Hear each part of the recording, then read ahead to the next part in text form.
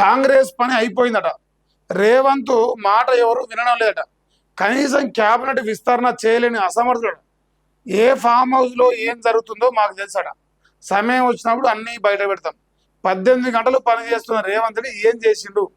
జనాలను బ్లాక్మెయిల్ చేయడం తప్ప. అంతే. జనాలను బ్లాక్మెయిల్ చేయలేదనే ఈ అన్నీ ఇస్తామని చెప్పేసి నమ్మించి ఓట్లు వేసుకొని ఇలా మోసం చేయలేదా? రైతుల్ని కానీ, విద్యార్థులను కానీ, నిరుద్యోగులను కానీ, సబ్బండ వర్గాలను మోసం చేసింది. మరి ఇంతకంటే ఎక్కువ రేవంత్ రెడ్డి చేసింది ఏంటంట? ఆయన మరి ఫామ్ హౌస్ అట. మరి ఆ ఫామ్ హౌస్లో ఏం చేస్తున్నా కూడా మాకు కంట్రోల్. అది ఇక ఈ క్రిమినల్ వేస్ట్ అనేది పెద్ద పంచాయతీ అయిపోయింది. వీడు రాష్ట్రంలో అతిపెద్ద క్రిమినల్ రేవంత్ అట. అత్యధికంగా 89 కేసులు ఉన్నాయట. ఇంజనీరింగ్ విద్యార్థులు క్రిమినల్ వేస్ట్ అంటారా?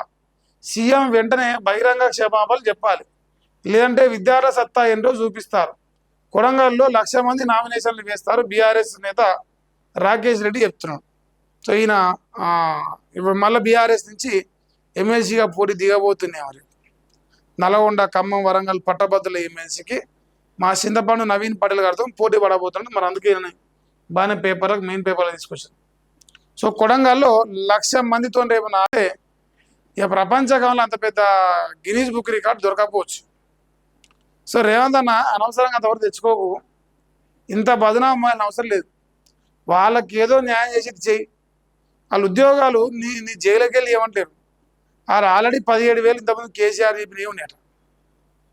నువ్వు కొత్త ఇవ్వాలన్న పని లేరు నాయన, ఉన్నాయి మాయమాకీరని అలా అంటారు. ఎంజి మాట్లాడుతున్నామో ఇక వాళ్ళు దేనికి పనికి రాదు, వాళ్ళు వేస్ట్ అంటే మరి నువ్వే వేస్ట్ నాయన, నీ మీద గిరి కేసు అని వాళ్ళు లెక్క తీస్తున్నా. సో ఇది మేజర్గా ఒక వార్త. ఈ కాంగ్రెస్ అనుబంధ పత్రికలో ఈ వార్త కవర్ కాదు. దాదాపుగా యాజ్ ఇట్ ఈస్ మక్కి రాయరు, దాంట్లో డౌట్ లేదు. ఇంకా మాపై పర్సనల్ అటాక్స్ చేస్తే మేము కూడా చేస్తాం, సమయం వచ్చినప్పుడు అన్నీ బయట పెడతాం అంటారు. అంతే, ఇక అదే కదా చెప్పింది. మా దగ్గర అన్నీ ఉన్నాయి, ఎవరోడు ఏ ఫామ్ హౌస్లో ఏం చేస్తారో మాకు కూడా ఎరక. మా పైన పర్సనల్ అటాక్ చేస్తే మేము కూడా గదే చేస్తాం, టైం వచ్చినప్పుడు అన్నీ చెప్తాం అంటారు ఆయన. ఇంకా మరి ఏ విషయంలో అది